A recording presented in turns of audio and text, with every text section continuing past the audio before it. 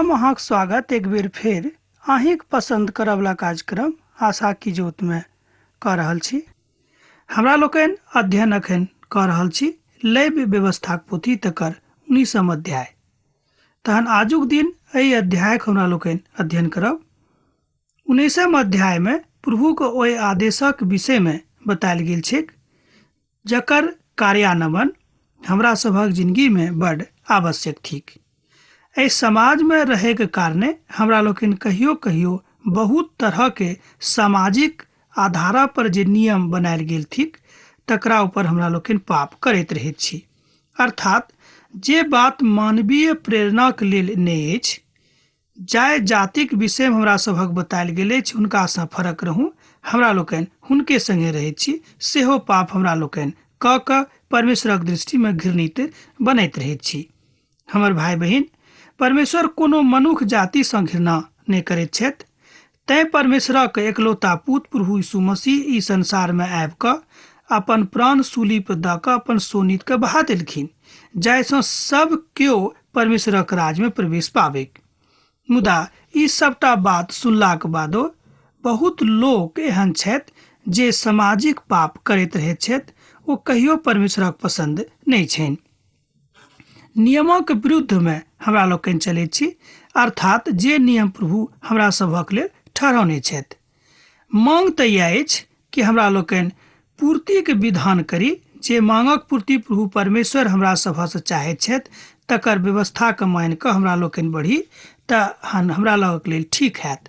मुदा अवतरणक विषय इएह भेल कि हमरा लोकनि खूब प्रयास करलाक बादो परमेश्वरक आज्ञा नहि मानैत छी। कारण दूटा अछि। एकटा कारण अछि हमर घमंड आ दोसर कारण अछि संसारिक रूपे हमर विद्वता। कहियो कहियो हमरा लोकनि अपन विद्वता के कारणे परमेश्वरक ई सबटा नियमक ताखा पर राखि कऽ अपन अपन डफली आ अपन अपन राग आलापैत छी। ई बात बड़ खराब अछि। मनुखक वृत्ति इएह अछि जे ओ अपना के एना कहियो कि ओ स्वयं के खूब विद्वान आ दोसरा के खूब मूर्ख बुझैत छथि। तैं एहि कारणे की होइत अछि कि हमरा सब प्रभुक दृष्टि में गिरैत रहैत छी आ परमेश्वरक महिमा सँ अलग भऽ जाइत छी। हम जानैत छी कि व्यवस्था जे किछु कहैत अछि हुनके सँ कहैत अछि जे व्यवस्थाक अधीन छथि, जाहिसँ सब मुँहक बंद कयल जाय आ संपूर्ण संसार परमेश्वरक दंडक योग ठहरैक। ई बात रोमीक पत्री में हमरा लोकनि देख रहल छी। एहिठाम रोमीक पत्री में जे साधु पौल अपन लोकक बता रहल छथि, ओ कहैत छथिन कि जे कियो एहि बातक नहि मानैत छथि, जे कियो एहि बातक गंभीरता के नहि बुझैत छथि, हुनका जिंदगी में कहियो परमेश्वरक व्यवस्था लागू नहि भऽ सकैत छै। किएक तऽ हुनका बड़ घमंड छनि।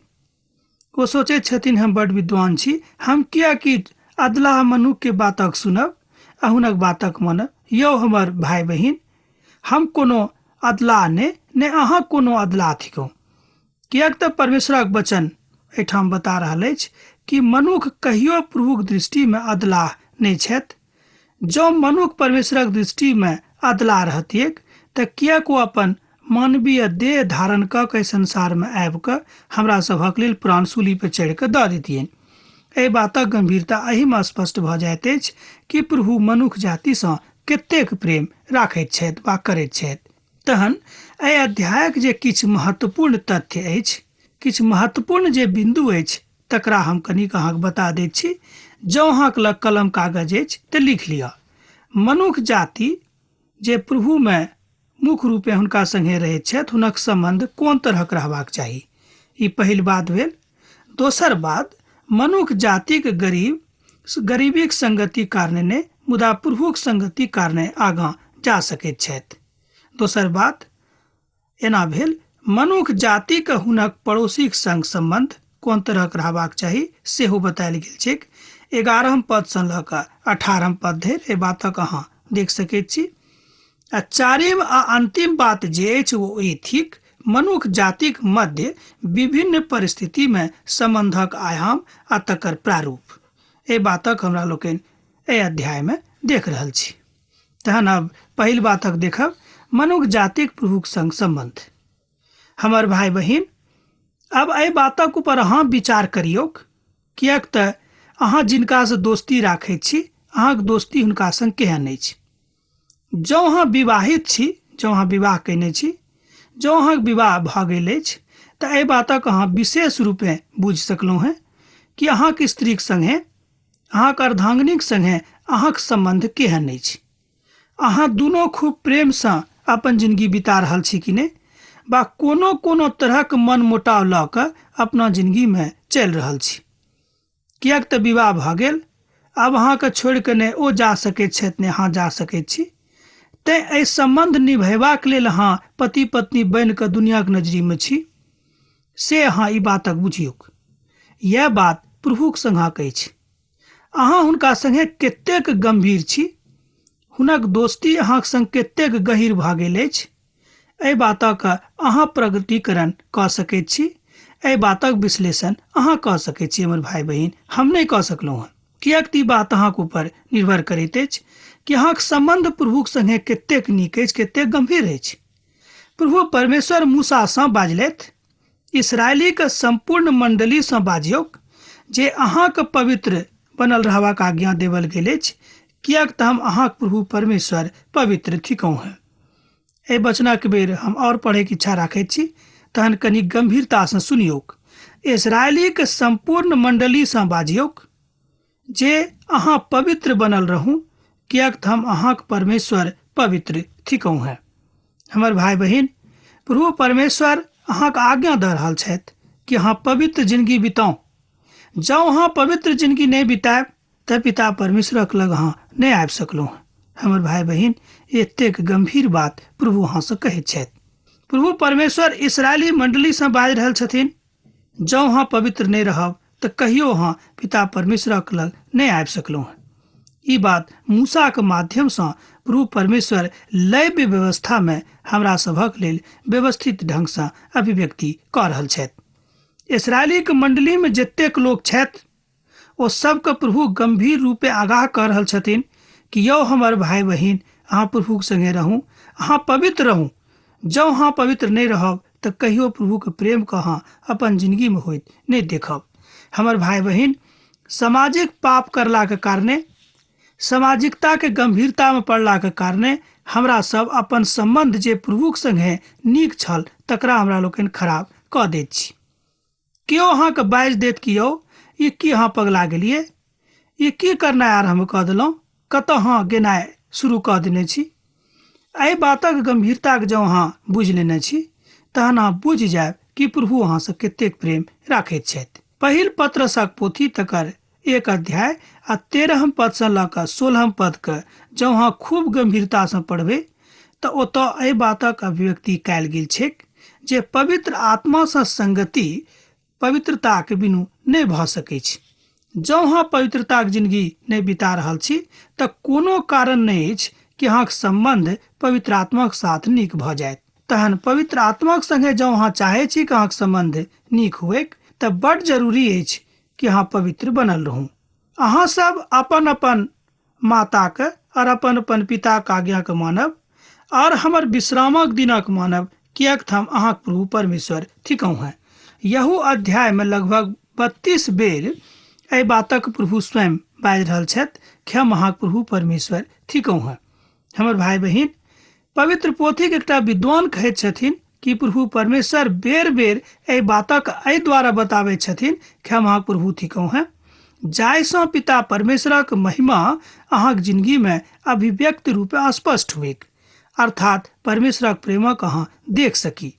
मनुष्य जातिमे जन्म भेलाके कारणे हमरा सब कहियो कहियो शब्दक मारक कारणे कमजोर पड़ैत छी।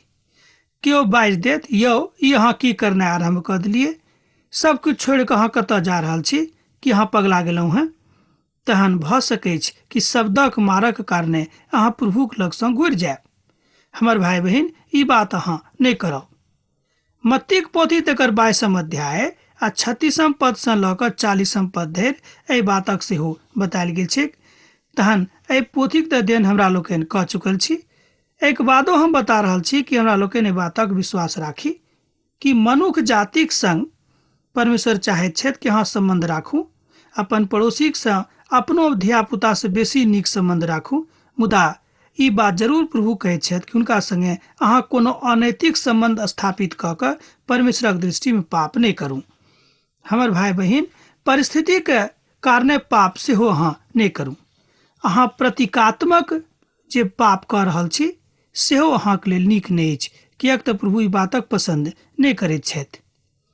आर कोनो तरहके देवी देवताके सेहो अहाँ आराधना नहि करब, किएक तऽ प्रभु एहि बातक मनाही कयने छथि। आब कनिक एहि बातक अहाँ नीक से सुनियौ, तमसायब नहि। प्रभु कहैत छथिन कि अपना मन से हमरा लोकनि देवी देवताके बना दैत छी। हमर भाई बहिन, मनक कारणे कहियो देवी देवताके सृजन नहि कयल जा सकैत छै, किएक तऽ प्रभु छथि, हुनक हमरा लोकनि सृष्टि छी। हमरा लोकनि देवी देवताके सृष्टि कोना कऽ सकैत छी से कहू तऽ? की संभव अछि? कनिक अहाँ अपन हृदयके ऊपर हाथ राखि कऽ देखियौ। हम कहब कि गतिविधि कहियो मनुष्य जातिके लेल संभव नहि अछि। तहन समानताके बात अछि कि हमरा सब मनुष्य थिकहुँ हैं, हमरा सब एक दोसर गोटेक संगे प्रेम राखी। जे केओ हमरा लग रहैत छथि हुनका संगे प्रभुक प्रेमक बाँटी से हमरा लोकनि कऽ सकैत छी। तहन एहि तरहक जँ सामाजिक बात हमरा लोकनि कऽ रहल छी तऽ बड्ड नीक, मुदा सामाजिक पाप हमरा लोकनि नहि करी। एहि बातक बड्ड नीकसँ प्रभु परमेश्वर बता रहल छथि। होम बलि और मेम बलि के चढ़ेबाक विषयमे आज्ञा सेहो दऽ रहल छथिन। पद 8 में बतायल गेल छै कि जे प्रभुक व्यवस्थाके तुच्छ बुझि कऽ तकर पालन नहि करता है, तहन ओ प्रभुक नजरीमे खसि पड़ता है और हुनक नामक अनुसार एहिठाम नहि कयल जेतै तो गंभीरतामे सेहो पड़ि जेता है। एहि अध्यायमे जे नवम पद थिक तकरामे बड्ड करीबीसँ एहि बातक बतायल गेल छै कि जे केओ प्रभुक दृष्टिमे खसि पड़ल छथि, अब ओ एकेटा कारणे उठि सकैत छथि कि जँ ओ अपन पापक मानि कऽ प्रभुक नजरीमे आबैके इच्छा राखैत छथिन। हमर भाई बहिन, देखियौ, प्रभु अहाँके लेल माफ करबाक लेल तैयार छथि। भऽ सकैत छै कि आजुक दिन पवित्र वचन सुनयसँ पहिने अहाँ बहुत बड़का बड़का पाप कयने होयब, एतेक पैघ पैघ पाप अहाँ कयने होयब, तहन अहाँ बुझि सकैत छी कि हम प्रभुक लग अब कोना कहब। से बात नहि।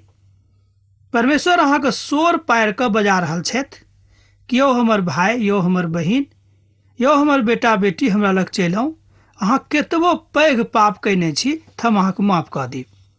पवित्र पोथीमे बतायल गेल छै कि हम अहाँके पापके जे खूब कारी रहैक तकरा हम अपन सोनितसँ धोइ कऽ एकदम धग धग उज्जर बगुलाक पाँख जकाँ कऽ देब। करीब करीब यह बात पिता परमेश्वर 19 अध्यायमे सेहो बता रहल छथिन। तहन 18 पदमे एहि बातक अहाँ देख सकैत छी। एहिठाम वर्णन कयल गेल छै गरीबीके कारणे, व्यवस्थाके कारणे जँ अहाँ पाप कऽ रहल छी सेहो नीक नहि अछि, किएक तऽ ई घृणित बात प्रभुक दृष्टिमे अहाँ कऽ रहल छी। तहन सोझ रूपे हम अहाँके बता सकैत छी कि कोनो परिस्थितिमे पिता परमेश्वर पापक संगे समझौता नहीं करता है, किएक तऽ हुनका ई बात एकदम बिल्कुल पसंद नहीं छनि। हमर भाई बहिन, आर सबटा बात हुनका पसंद भऽ सकैत छै, मुदा पाप के संगे परमेश्वर कहियो दोस्ती नहीं कऽ सकैत छथि आ नहि कोनो तरहक समझौता सेहो कऽ सकैत छथिन।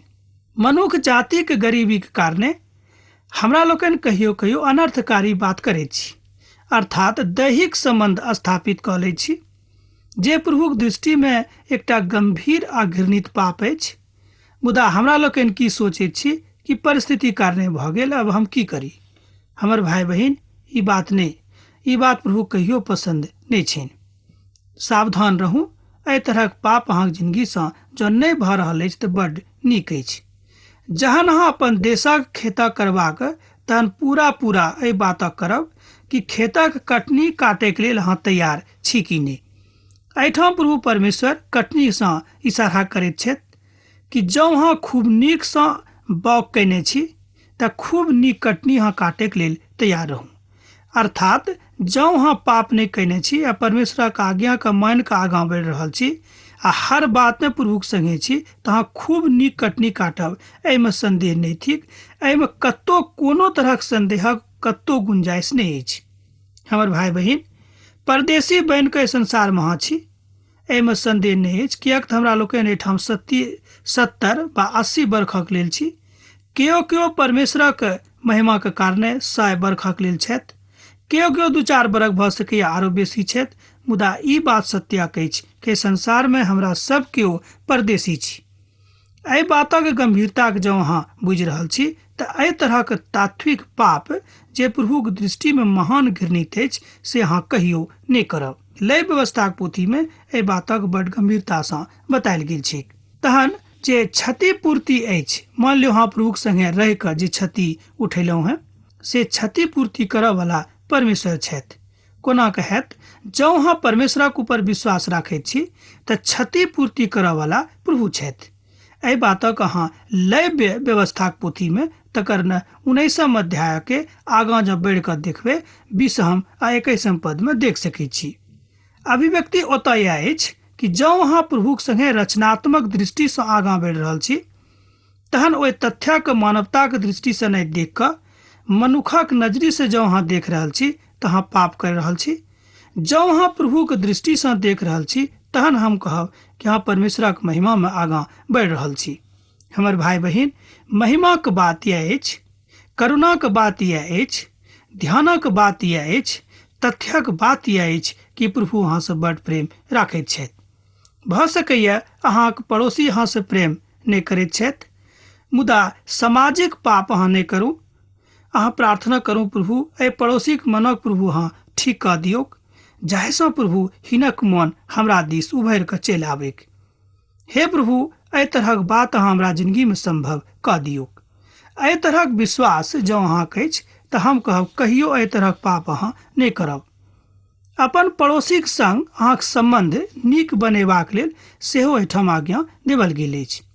नवा नियमक पोथीमे सेहो एहि बातक ऊपर खूब गंभीर प्रकरण आयल अछि।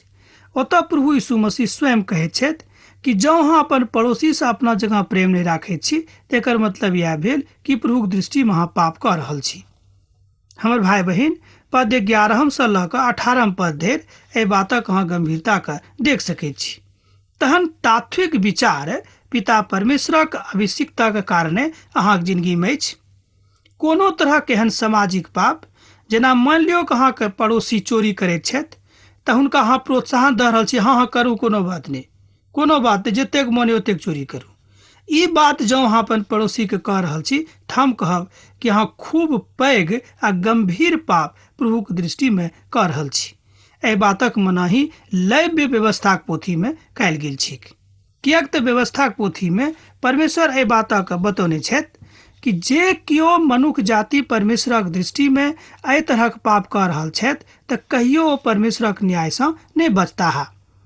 तहन इब्रानियोक पोथीक दिस जँ अहाँ एक बेर दृष्टि करब तऽ ओतऽ बतायल गेल छै कि पिता परमेश्वर भस्म करयवला आगि छथि। तहन हुनक आगिसँ अहाँ नहि बचि सकलहुँ हेँ आ नहि केओ अहाँके बचा सकैत छथि। हमर भाई बहिन, तहन एहि तरहक अत्याचार के संज्ञा देवल जा सकैत छै। एकटा अत्याचार भऽ गेल, किएक तऽ परमेश्वरक आज्ञाक विरुद्धमे अहाँ चलि गेलहुँ हेँ। तहन एकटा दोसर दिशक दिस हम अहाँके लऽ जा रहल छी, ओ थिक महिमाक बाचाक सिद्धांत आ तकर प्रक्रिया बनि कऽ अहाँ अपन बनिहारक दृष्टिके देख सकैत छी। मान लियौ अहाँके घरमे केओ बनिहारी करबाक लेल बनिहार आयल छथि आ हुनका संगे अहाँ पूर्ण बनिहारी नहि दैत छियनि तऽ इहो एकटा सामाजिक अपराध भऽ गेल, अर्थात प्रभुक दृष्टिमे सेहो एकटा ई पाप भऽ गेल। हमर भाई बहिन, एहि तरहक काज अहाँ नहि करल करू। एहि तरहक व्यवस्था पिता परमेश्वर बता रहल छथि। बहिर मनुखक साप नहि देब। देखियौ, कनि गंभीरतासँ एहि पदक देखियौ। तहन एहि पदक 12 पदसँ लऽ कऽ 15 पद धरिमे लिखल गेल छै, बहिर मनुखक साफ नहि देब आ नहि आन्हर मनुखक आगू ठोकर राखब, अपन परमेश्वरक भय राखब, हम प्रभु थिकहुँ। जेना हम अहाँसँ कहलहुँ हेँ कि एहि अध्यायमे 32 बेर पिता परमेश्वर कहैत छथि कि हम अहाँक प्रभु थिकहुँ हेँ।